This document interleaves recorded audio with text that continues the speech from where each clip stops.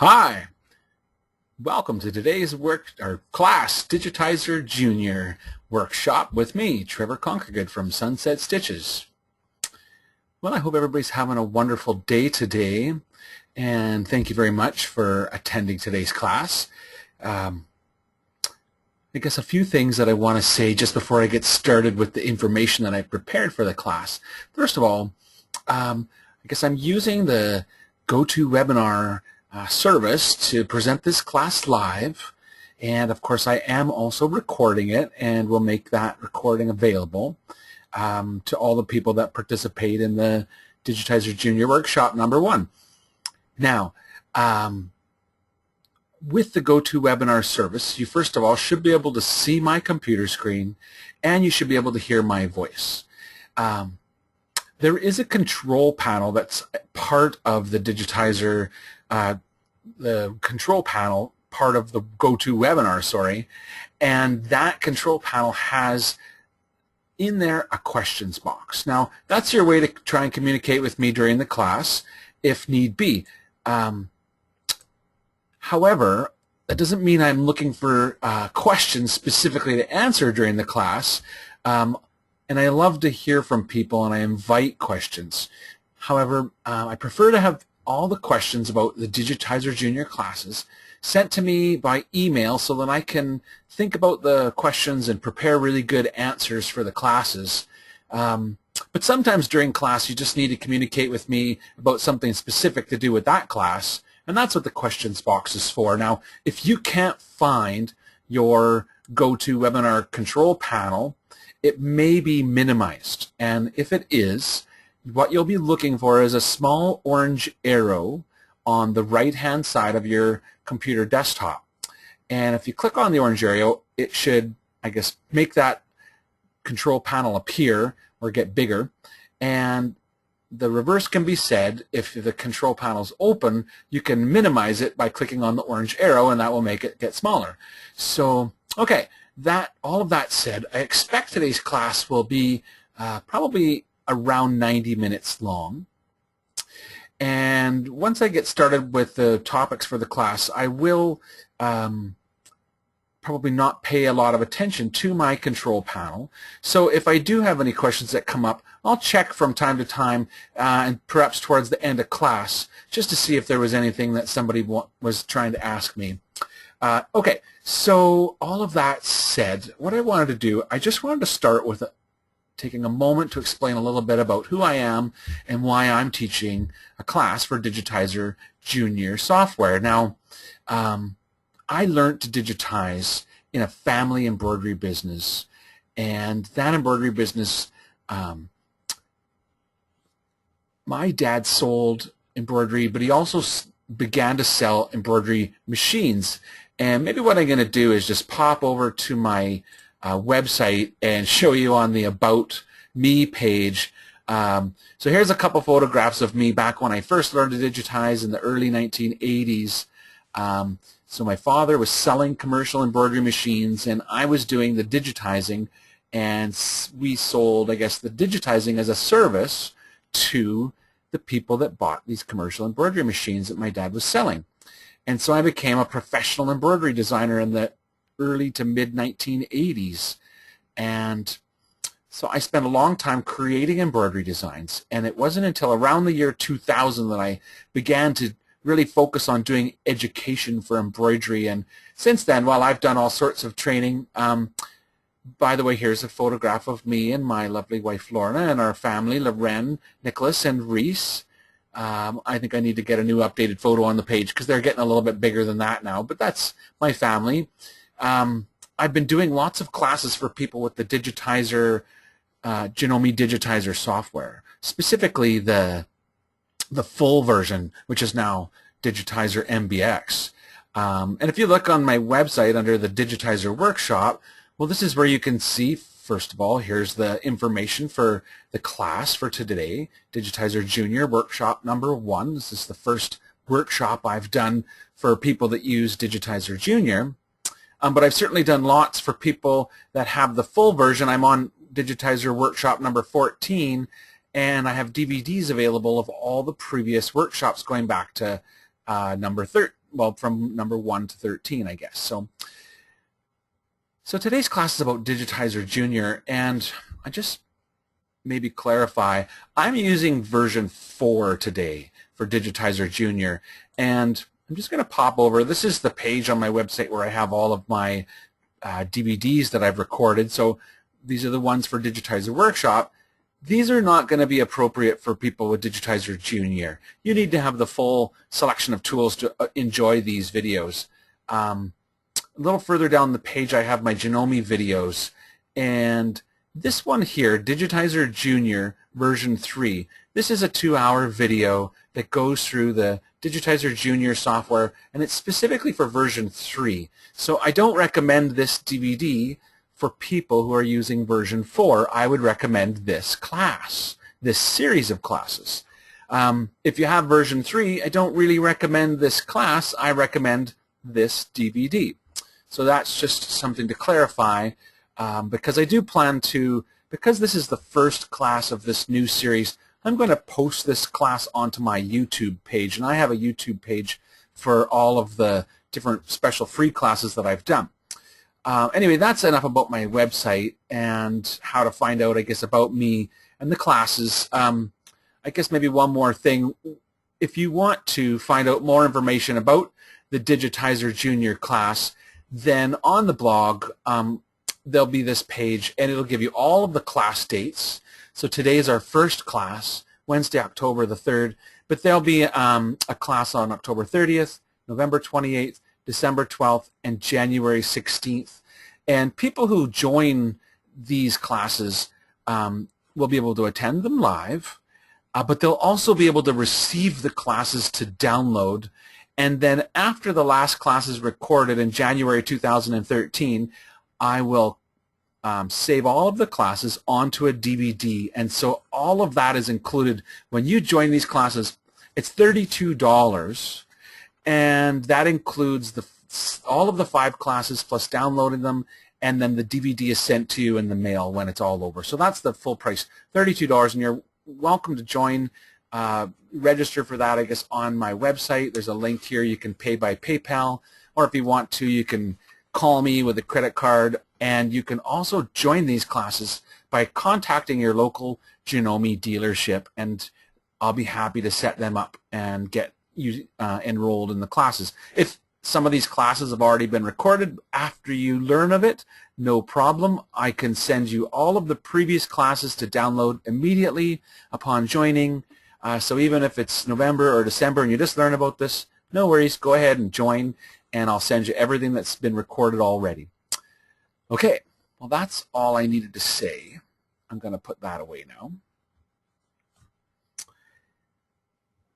I wanted to make sure I gave you my email address, and so I'm just going to pop over to my Digitizer Jr desktop now and just highlight here.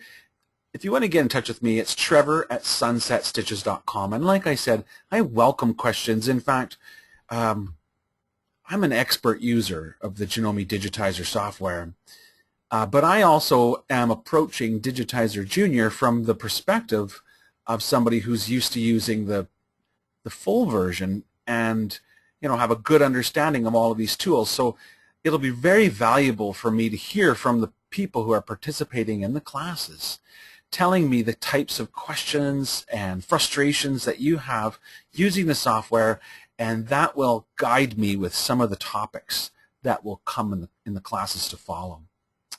So feel free to get in touch with me, and I'm going to go ahead and begin today's class. So my first topic, I thought where I would start is with exploring the workspace, because if you're brand new, and I'm going to start this class presuming that people are brand new with the Digitizer software, and I'm just going to minimize my GoToWebinar control panel now, so hopefully everybody's happy and ready to go. So the first thing I wanted to say was, when you first open up the software, you may see a lot of tools and buttons that just are new to you. And this is embroidery software. It's meant to help you create and modify embroidery designs for use with your embroidery machine. And so I thought I would start by just giving a quick description of all the toolbars and menus. So at the top we have our drop-down menus, and if I just click, they open up, and I can show you that there's links to various features and tools of the software under these drop-down menus. Now, most of those, especially the ones that are most commonly used, are repeated on the toolbars. So they're often the same tools are found in more than one place.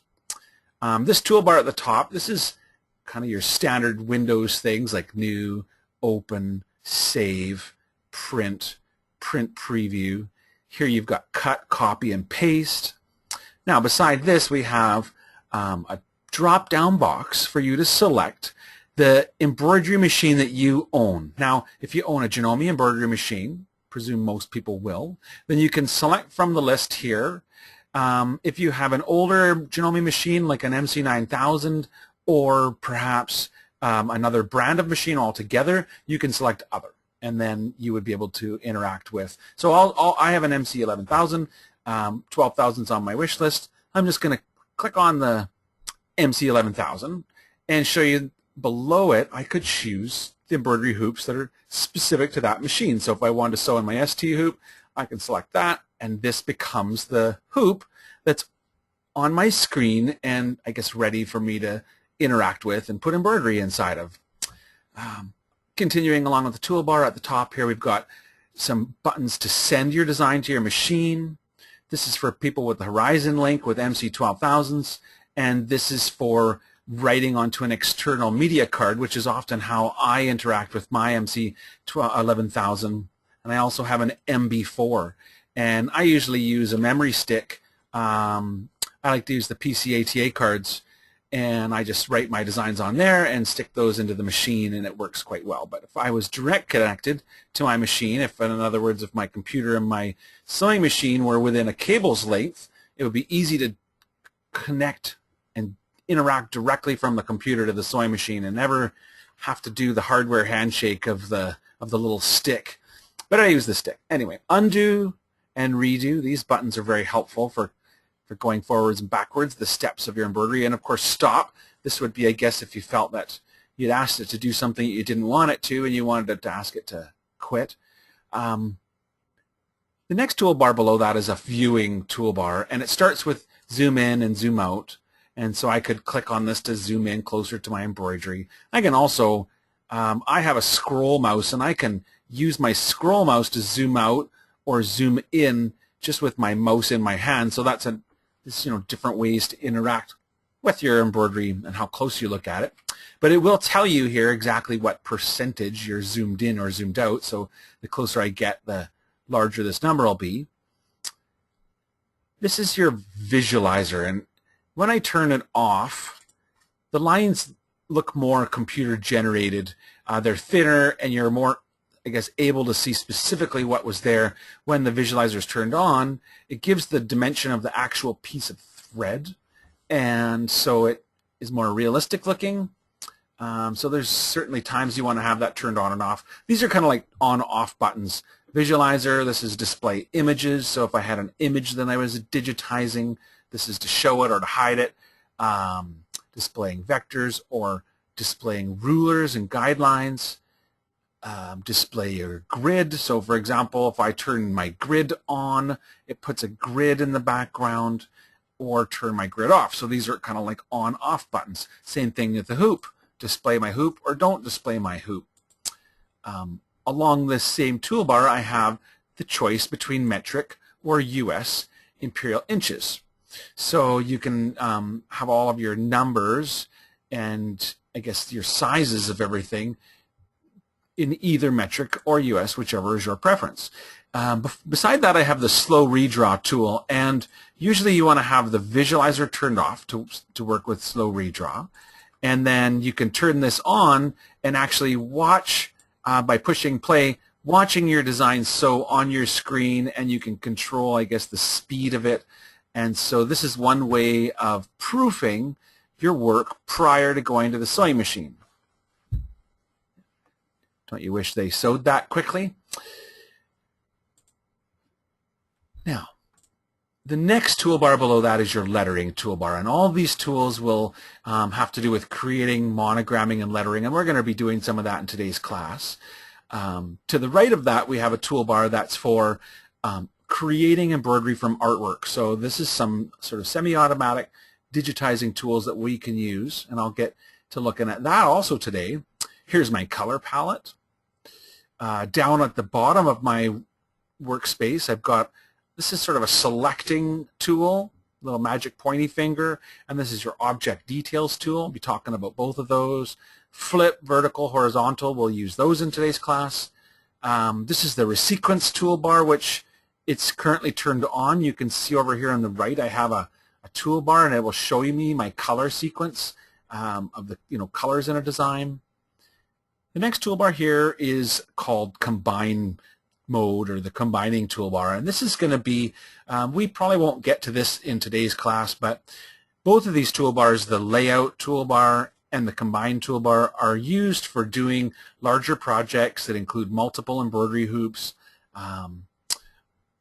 and I will be talking about all of these things. That's why I've set aside a series of 5 classes, because I want to be able to deal with some of the questions that people have, and I want to be able to look in depth at all of the different features of the software, and I guess my aim is just to really help people enjoy having the software. Ultimately, if you have Digitizer Jr, you're obviously enjoying and using an embroidery machine, and you need to have a certain amount of control over personalizing the embroidery and doing layouts, and this is a great program to do that with. Now,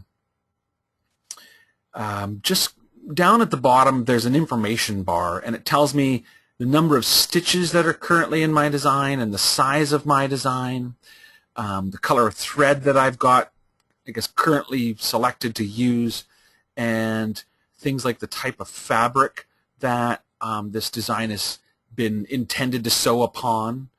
And so this is an information bar, and down below that there's an empty prompt bar, and sometimes this bar will give us, I guess, prompt us with what our next step is when you try and do something like create lettering. It may give us some instructions down here. So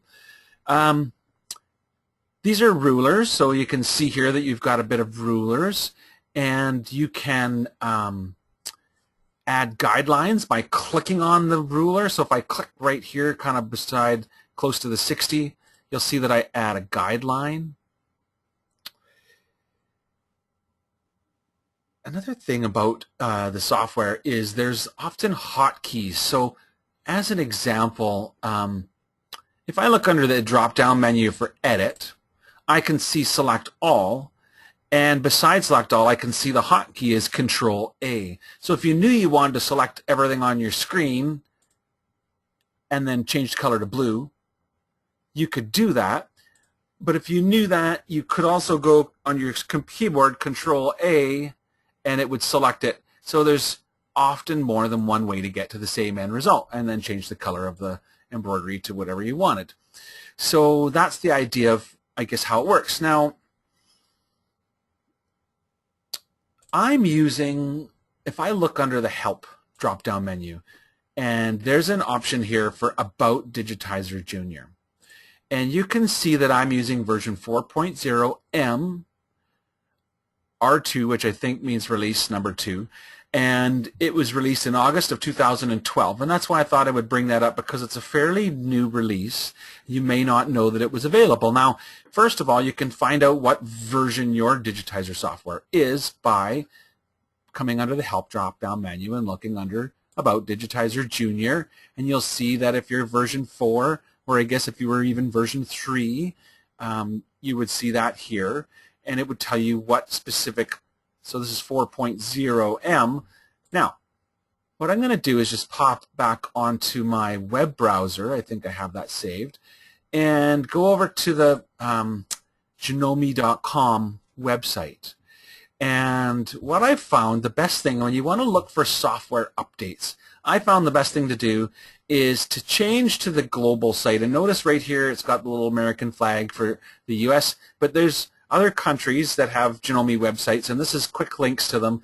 And for updates, I like to go straight to the global site. Janome Japan maintains this site, and this is the best place to get things like downloads. So here's the menu for downloads. You can click on Software Updates, and this is where you'll find on this page, for example, here's a link to download the Digitizer Jr version 4.0 M R2. It's a new update. If you had, for example, Digitizer Jr version 3, well, then you could, this might be an update that would be suitable for you. And if you're, don't use Janome Jr at all, don't know why you're watching this movie, you would update that MBX or whatever version you have. So they have updates for all the Janome software, even Customizer and older, brand models of software that we may not use anymore. So that's where you're going to find that. And that's how you can know what version you have. And there are instructions on this page on how to download and install that update. But I thought I would mention that in today's class. So, okay, that was my first topic. I guess just a quick, I don't know if it was quick enough, but a short review of the toolbars and the desktop so that you could understand, I guess, what you're looking at when I'm working at it on the screen. So what we'll do now, I'd like to start with lettering. And I figure lettering is a very important part of Digitizer Jr. I see, when I look at Digitizer Jr., coming from, again, my perspective of being somebody who uses the full version of the software, usually, I see it being really valuable for people to be able to interact with the embroidery designs that they already own and add their own lettering and create their own layouts. That's the biggest, to me, that's the biggest thing. Certainly, we will be talking about the auto-digitizing, and in that situation, then we have a small set of tools for creating embroidery designs. So it's introductory for creating your own designs, but it's really meat and potatoes is creating layouts and interacting with your Janome embroidery machine. That's really what the software is specifically intended to do. So as you can see, I've got an embroidery design on my screen, and it's all set up for my MC11000 and my ST hoop, and I've selected a color, and notice that that embroidery is located in the upper half of the hoop, and that's exactly where it would sew if I stitch this out right now, is in the upper half of the hoop. So maybe the first thing we could talk about is the select tool. This little magic pointy finger is called the select tool, and if I click on it, notice that I could come up and I could click on this Trevor at sunsetstitches.com lettering, and it's an individual object of its own, and I can move it by clicking and dragging. I can place that wherever I want within my embroidery hoop just by clicking and dragging using the select tool. And if I click on an object, it will select it. Now, these are lettering objects that I created using the lettering tool, and I can easily click on them. Like I said, I could move them to wherever I wanted them to be. When I've selected an object, you get these handles around the object. I'm just going to zoom in. See the black handles around the object? Those handles are the transformation handles. I can use them to increase the size, decrease the size of this lettering object. So I'm doing it visually by grabbing on this handle. There's more than one way to adjust the size of your lettering, because of course we have a lettering toolbar as well. But this is just visually, and this will be with any piece of embroidery. Even this big swirl that I have, I can reduce or enlarge the size of it as I would like, and the location of it as I would like. So you decide where everything sews within your hoop by selecting it and moving it around. And remember, I said select all, Control A on your keyboard, select all. Maybe I just want to put it right over the center, so center of my embroidery hoop, everything I've got. That's the concept. So now let's talk about creating lettering, and maybe what I'm going to do is just hit new. I'm just going to start with a new design, and notice the first thing it's going to ask me is, do I want to save the changes to the design I'm working on, because I can only have one design open at a time. And so I don't need to save those changes, so I'm just going to say no. and it opens up a new workspace. And this is my, I guess, empty design. So what I'm going to do is come to the lettering toolbar here, and right here, the letter A is the Create New Lettering button. I'm just going to click on it, and you'll notice that a window opens up. And this window is the object details for this lettering. And basically what I have to do is type in my letters. So if I wanted to say Janome, I could type that in. And I have other things that I can control other than just typing in the text. First of all, there's two tabs. This is the lettering tab. And if I click on this, there's a fill stitch tab. Now the fill stitch tab is where you can choose the type of stitch. Right now it's set as a satin fill. The other choices would be weave fill for kind of larger lettering, or embossed fill, which is, kind of puts a pattern in your lettering. And I'll maybe get a chance to show a little bit more about those in the class today. For now, I'll just leave it set for satin fill. And I'm just going to come back to the lettering tab. I could choose a font from, if I click on this, from the drop-down list of fonts. Any number of fonts to choose from. I can choose the size, the width of my lettering. I can put a slant on my lettering. This is kind of numerically sizing and creating your lettering versus what I already showed you, which was kind of the visual transforming way of adjusting your lettering. The type of orientation, so you've got a free line, you've got a vertical line, you've got any shape line, got a bottom arc and a top arc. I probably won't get to going through all of these in today's class. We'll just today start with the free line, but certainly that's something I'll be going through in detail, is using all of these tools to create, I guess, different shaped letterings within the following classes. So we'll start with a free line. Word Janome, Bauhaus font, this size, looks good. Say OK. And now here's some instructions coming up in that bar that I was talking about. See, press the mouse button to start the text. And basically, where I click will be the center bottom of where the text starts. So if I click right here, see, that becomes the center bottom of that lettering object that we just created.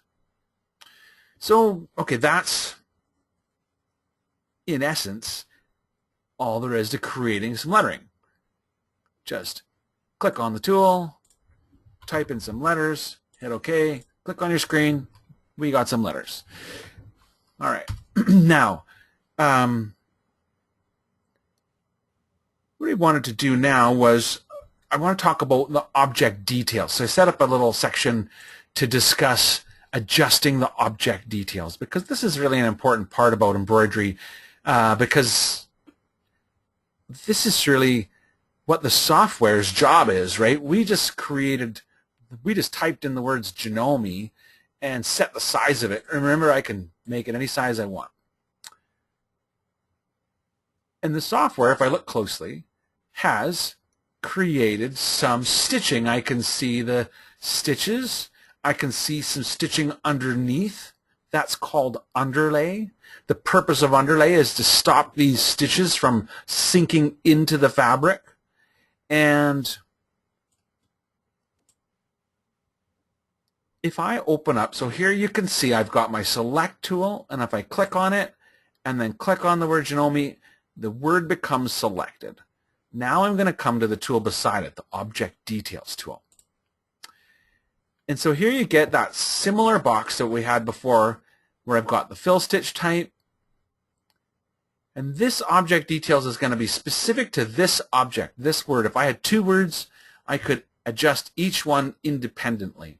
So this one, it's set as a satin fill, and it's set with a kind of standard density, and I could adjust that to be lower or higher as I felt was needed based upon the type of thread I was using, colors, any variety of things that we can learn about. And you can ask me about those types of questions, and I can answer them in classes like this. So we're going to set it at satin, fill, fine. The next tab is called underlay, and it's turned on. It's by check mark. Underlay is going to come on automatically. The software is going to generate a center run of underlay, and that's what we see if we look closely here. This line, if I turn that visualizer off, you can see it much more easily. There's a line of underlay. Now, if we decided that we wanted more underlay, we could come to this tab and come to this drop-down menu and choose from a list that says, well, I got center run, but I also have edge run, or zigzag, or double zigzag, or weave. Well, some of these become not really appropriate for this situation. And interestingly enough, the software understands the specific situations. And you'll see that the software will actually change this underlay. I'm just going to hit cancel for a minute. Watch what happens. I'm going to zoom out. I'm going to click on my, select my word Janome, and I'm going to resize it to be larger, to be considerably larger. We'll go like double the size. Now I'm going to take a close look. Notice what happened. The underlay went from being a center line of underlay to an edge run of underlay, and I didn't do that.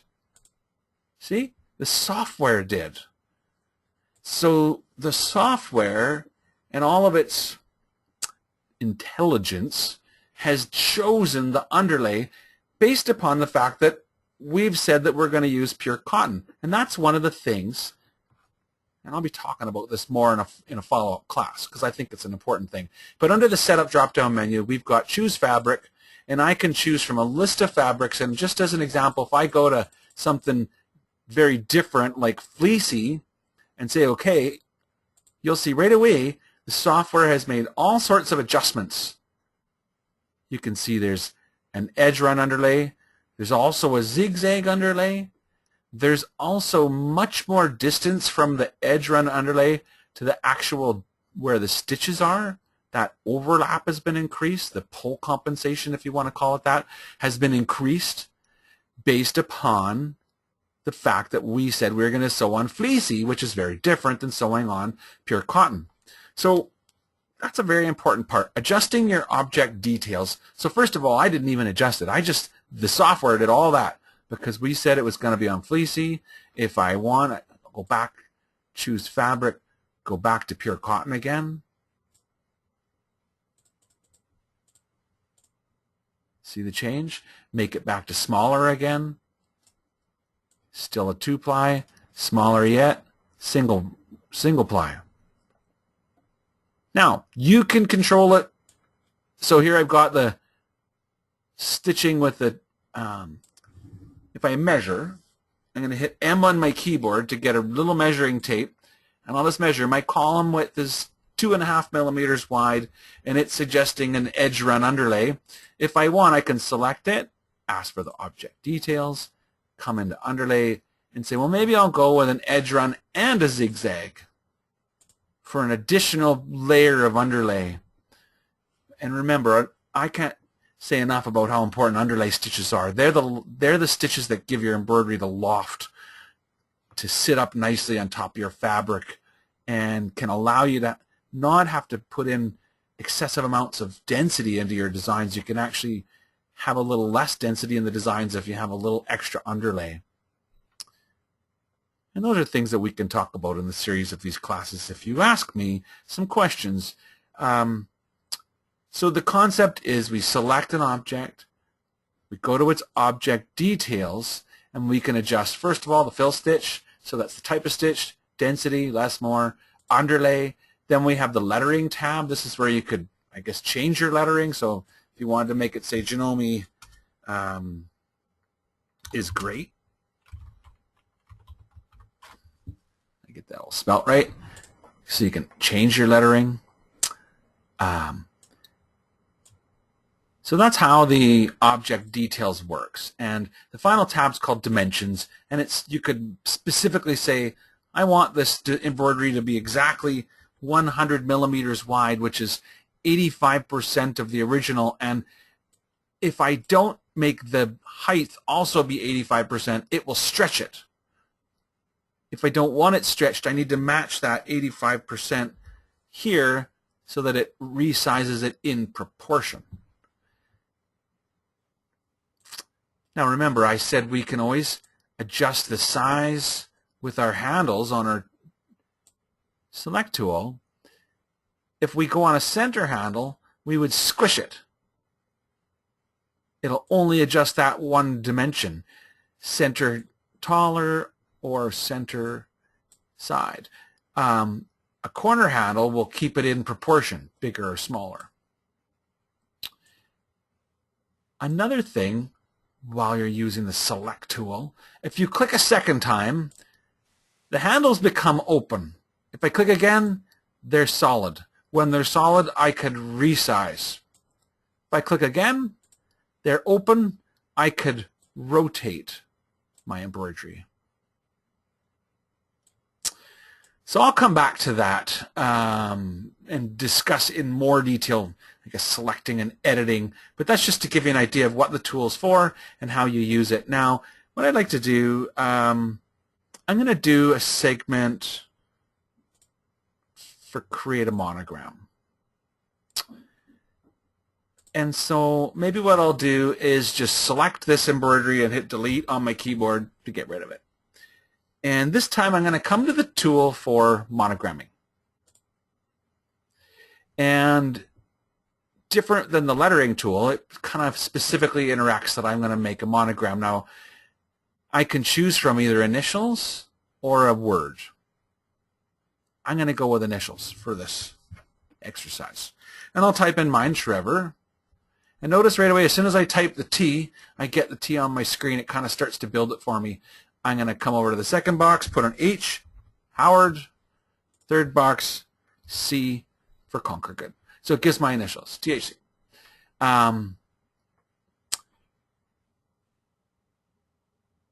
I can also choose a style. So style 1 is kind of straight. Style 2 is letters on a bit of a slant, and so on. There's all different types of styles that we could choose to adjust the way that this appears. So this one kind of gives you a little bit of a rounded, sort of curved shape to the letters. You can choose a font to be, fancy, like this fancy monogram font that I've got here, or whatever. There's all sorts of different fonts that you could try to see what they look like. I'm going to go ahead and just go with the fancy, where was that? Fancy monogram. Kind of suits what I was doing. Here I have the letter height. I could, I guess, adjust that here if I wanted it bigger or smaller. But I can also, as always, do it kind of visually once we're done using this little monogramming window that we're using right now. So you can see that as I put it in here, it kind of shows me what it's going to look like over here. And so we get to do that. Now, if I was happy with all the choices, I would say, okay. And it puts that onto my screen. So we created a little monogram of my initials. Now, this is what I was saying. If I want to make it bigger or smaller, I can also adjust that here with the handles on my screen. So if I wanted to kind of stretch it open a little bit, I can make those adjustments that way. Now, I had, you probably saw I had a little swirl kind of design on my screen. So how do you add these together is the question. And what I could do now is, first of all, I can open an embroidery design, but if I open an embroidery design, I would kind of lose my monogramming that I've already created. What I want to do is add an embroidery design to this layout. This is called, you can see right now, I haven't saved my design, and right at the top I can see it's called Design 2. It has no name. If we wanted to, we could save it. It's not a bad thing to do at this point. I'm just going to go File, and I'm going to go Save As. And I have a folder that I created for today's class, Digitizer Jr. Workshop number 1A. And I'll just call this one Class Monogram. So I know. And notice that I'm saving it as a Jan file. It automatically came up prompting me to save it as Jan. Jan is the file format that works with the Digitizer software. And I'm going to be talking about this in more detail for sure in the next class. But just for today, this is the kind of main format. You always want to save your designs as this first. You can always click Save As and change the format to be a different file format later. But right now you want to save it specifically as Jan because that's the original format that's best for editing.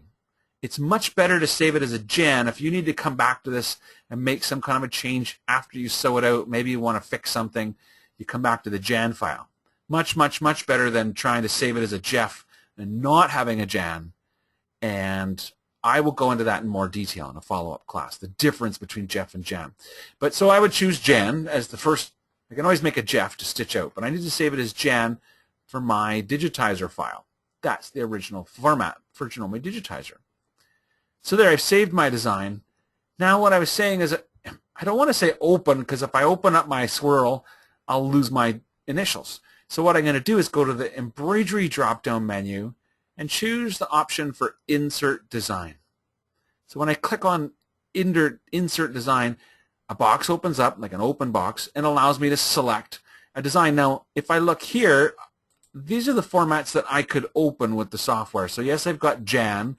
I also have Jeff and Jeff Plus and Sew format. And other sewing machine brands can be opened as well.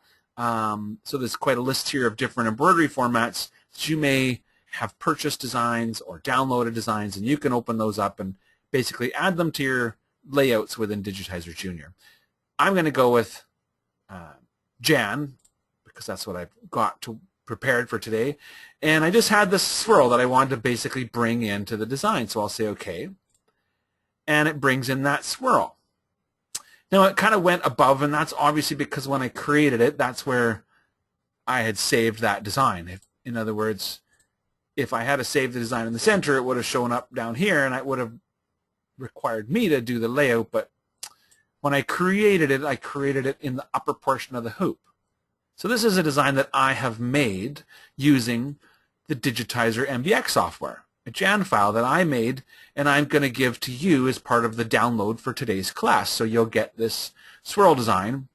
So you can see what I've done. I've made my little monogram, and I brought that swirl design into the design. Now, if you remember in the layout that I had in the beginning, I had put it above and below. So how I could do that, first of all, I'm going to select this swirl that I just brought into the design.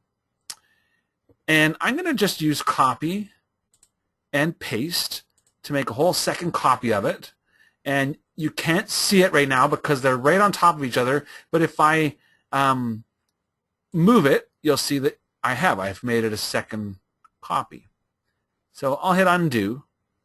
And what I'll do instead of moving it is I'm going to use this tool to flip the design vertically, which will make it be like a mirror image. So I'll click mirror or flip vertically, and it flips it. And now I'm going to click and drag to bring it down and place it below the lettering to create that kind of mirror image look. I'll turn my visualizer on to make it all nice and sort of attractive on my screen. And so that's creating a monogram using the Digitizer Jr software. So if I wanted to sew this design out, so I've created it, it's a layout. Remember, I've already saved it. It's called Class Monogram. I can save it again anytime if I just hit Save on my keyboard, on my desktop toolbar, I mean, not on my keyboard. Hit Save right here. If I choose, just to show you, under the Setup drop-down menu, there's an option called Work Environment. Under there, you have the ability to, I guess, adjust your auto save.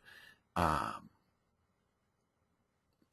window's kind of taking a little bit of time opening up here. I wasn't expecting that. Oh, there it is. So this is what I was saying. You get on a window where you can adjust. Well, first of all, remember the grid that I had on my screen? I can adjust the grid spacing. I can choose things like the colors for the inside of my hoop or the outside of my hoop. So more of that kind of customization of the workspace.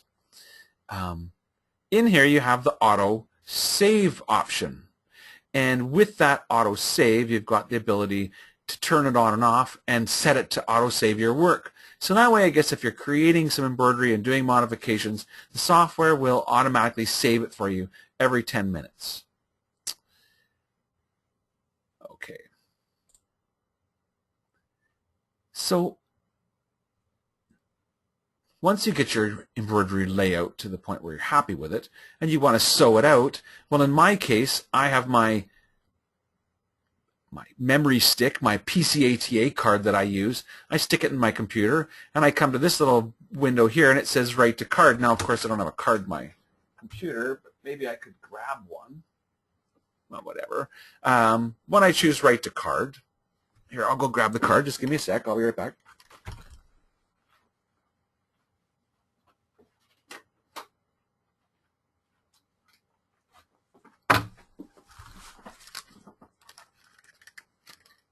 I'm back. It's not that far. I just had to go over there. When you write the card, so there I've got it back. I just put the card on the computer. It'll probably come up with some sort of a little thing asking me what I want to do with it. Here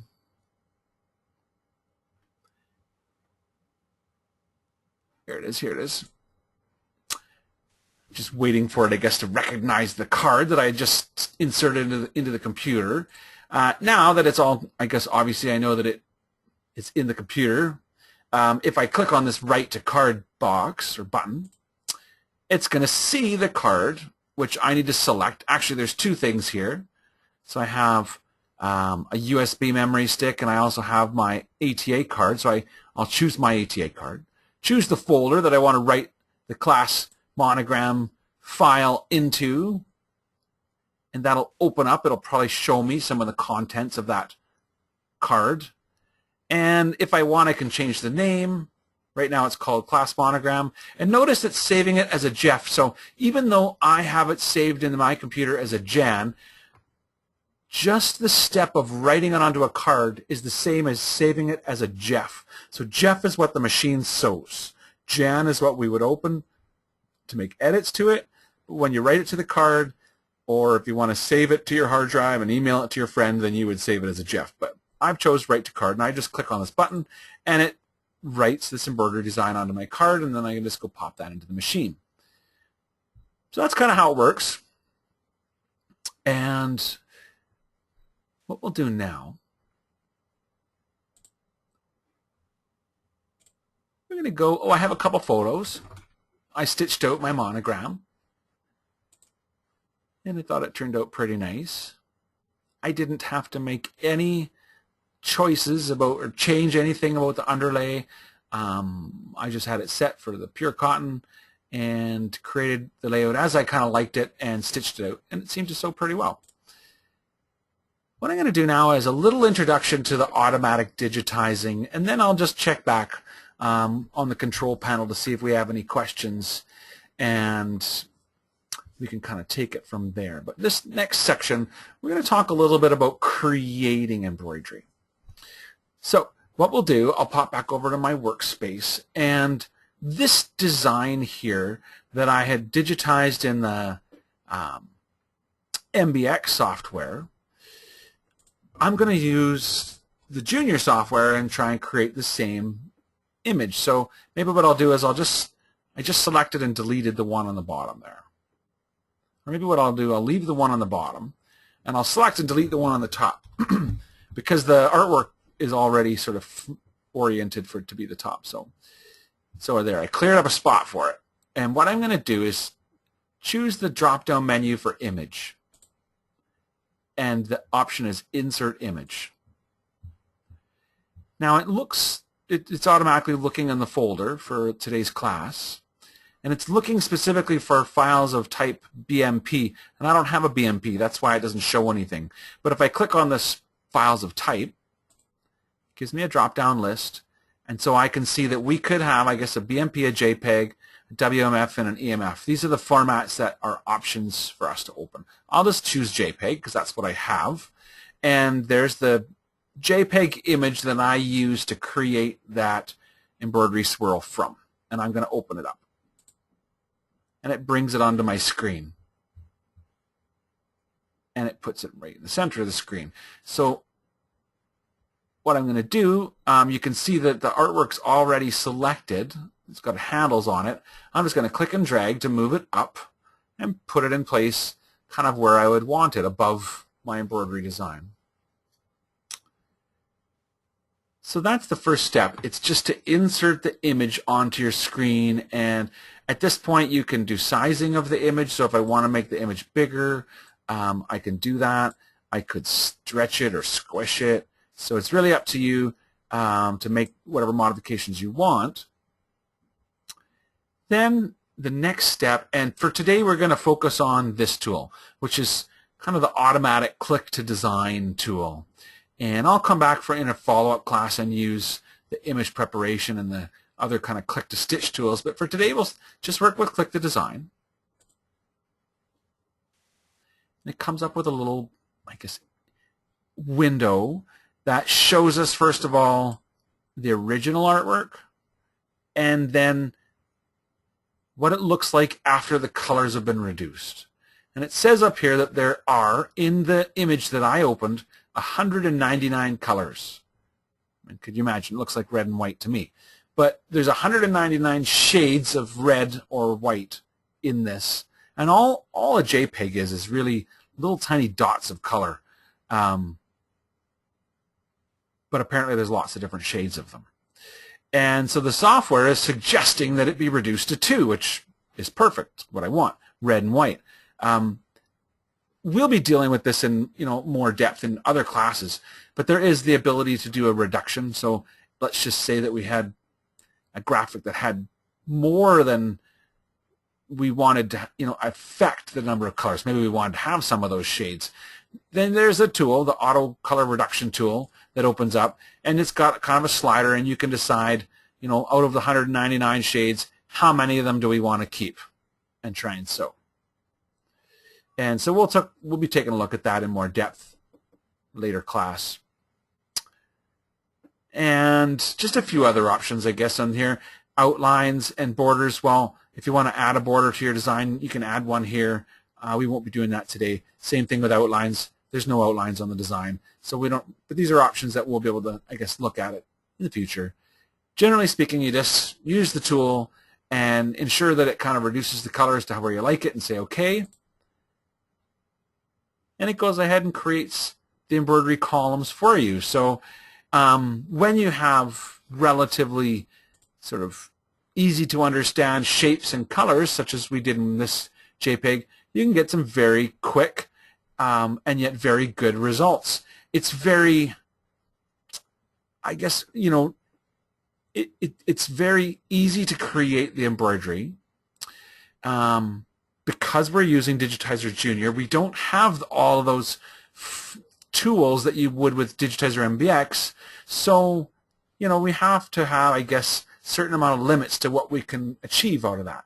But we'll be dealing with that in the classes to come. What can we do to affect the artwork to get better results if that's part of what we want? So I think people will want to create a certain amount of embroidery, and so we'll be looking at how to use these tools and how to use them to get, I guess, as good, if not great, results that we can. Certainly if you love creating embroidery, then I think that's an indication that you might want to consider looking at the MBX side of the software, because that's what it's really designed for. Is it gives some really wonderful tools for creating your own embroidery. And in this case, it's very subtle and small, the difference. Can you even see the difference between the one that I made and the one that we just did? I mean, other than the fact that it's squished and stretched in orientation, because I squished this one a little bit. But if I was to take my monogram out of the way and move this one up, so we can look kind of closely, and I guess, I don't want to pick it apart, but there are some small things that are different. Mainly it's to do with the way that the line was interpreted to where it connects. This is where, see, I have an image. I'm just going to click on this to not display my image. so that we're just left with stitches on our screen. And it's areas like here where you can see the column, the way the software has interpreted the column. I had done mine where it went around and then kind of kept going this way. The software looks like it's done kind of like a loop and then I guess a corner. And here it's kind of gotten, a little bit confused. Unfortunately, there's not a lot we can do within the Digitizer Jr. to make changes to these things.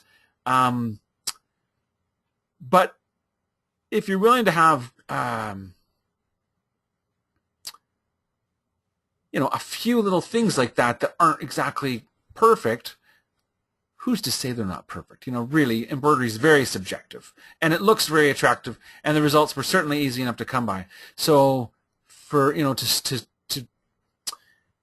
to say what it is, there's very little difference between what I created and what the software created. So, that said, if you really love creating embroidery designs, then certainly these are going to be enjoyable classes for you, because that's what I'm going to be doing, is talking about, I guess, how to use the software, how to use the tools, but more specifically than how to use the tools, I'll be talking about how to create embroidery and why do embroidery designs so well or not so well. So we'll learn about all sorts of embroidery principles during the Digitizer Junior classes, like underlay and density. So yeah, I'll have little projects to work on in each of the classes, and what am I going to do? I'll put this back together. So I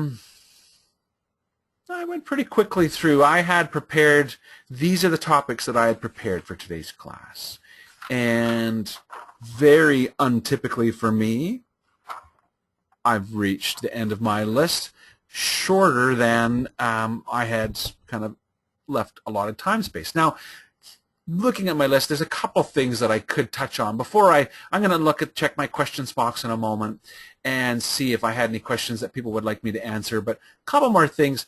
Your desktop may not look the same as mine, and that's because the desktops are completely customizable. And what I mean by that, just as an example, all of these different toolbars can be moved and placed wherever you want. Now, each toolbar has a small dotted line. For example, this auto digitizing toolbar here, just to the left of it has a very small dotted line. That becomes its handle. And when I mouse over top of that handle, see what happens? My mouse becomes a multi-directional arrow, and if I click and drag, I can move that toolbar to be wherever I want it to be. If I click and drag off of the toolbar spaces, it'll actually make it be a floating toolbar. So if you want to, you can actually have your toolbars be not on the actual workspace but floating. You can also close them just by clicking. So if there's a toolbar that you don't find that you ever use, you can close it. Now if you close it and then you're like, oh man, I lost that toolbar, how am I going to get it back? Well, that's easily found several ways, as always. If I right-click while I'm on top of my workspace, it shows me all the toolbars that are available, and with check marks beside the ones that I have open. I don't have my Easy Layout toolbar or my Digitize toolbar. If I click on this, it opens my Digitize toolbar. If I want to put it back on the toolbar workspace, I just click and drag to wherever I want it to be. And that's where it goes. Right-click, bring back the Easy Layout toolbar. Maybe I prefer it up top. So you can put the toolbars where you enjoy them to be, wherever they seem more logical to you. If you'd rather have them on the side, you can put them on the side. So really that's entirely up to you to decide how to lay out your workspace. And that's why mine may look different than yours. Even the thread chest can be made to be floating like this. And this is the tool here to open and close the thread chest. And you can also control your thread palette. It's another thing that can be customized. Under the Setup drop-down menu, you can come to your thread colors, and you can choose in here how to, first of all, I've got mine set for 78 colors, but you could increase that to be more colors or less colors. Maybe you want to have 120 colors in your color palette. You can choose a different thread chart. So this is coming on the applique. There's, first of all, I can get the Janome thread chart, but I could also get many different commercial brands of thread to choose from, whether that be Madeira or whatever, Robes and Anton or Mettler, just Marathon, whatever brands of threads that you like to use, Floriani. You can choose quickly a thread palette. So if I want to go ahead and choose I'll get the Floriani Polys thread palette, and this is still the Janome colors over here, and I could manually, one at a time, replace the colors specifically I wanted, or I could just have it quickly match and replace kind of all the colors. And if I said OK now, then all the colors, notice now I have, oops, I didn't mean to do that. I'll just bring that back out. I now have 120 colors in my color palette, and I have the colors, the choices, the numbers of the colors are not the Janome colors, they're the Floriani colors. So you get to choose that color palette, and I'll be talking about how to do things like create your own or modify your color palettes. And I'm going to go ahead and put that color palette back onto my workspace because I like to kind of dock it like that. That's another thing too. This resequencing toolbar has a small pin on it, and if I click that pin, it will roll up and kind of hide. So there's the resequence bar rolled up, and if I come and click over top of it, it'll roll out, and then when I'm not using it, it'll roll back away again. It just kind of hides it like that. If I want it to stick open, I can click again, and it always stays there. So there's certainly lots of ways to customize your workspace. Now, what we're going to do is talk about the next class. The next class will be Tuesday, October the 30th at 1 p.m. Mountain Time, same time as today's class. And this is all of the class dates that I prepared for Digitizer Junior Workshop number 1. We've got today's class, B as October 3rd, C November 28th, D December 12th, and E January 16th. And after that last class, then I'll create the DVD and put those in the mail to everybody who joins. So if you haven't already joined and you have Digitizer Junior, then I think this would be an excellent class for you to join. Before I let you go, let me just bring up my questions box and see if I had anything that was needed to be asked.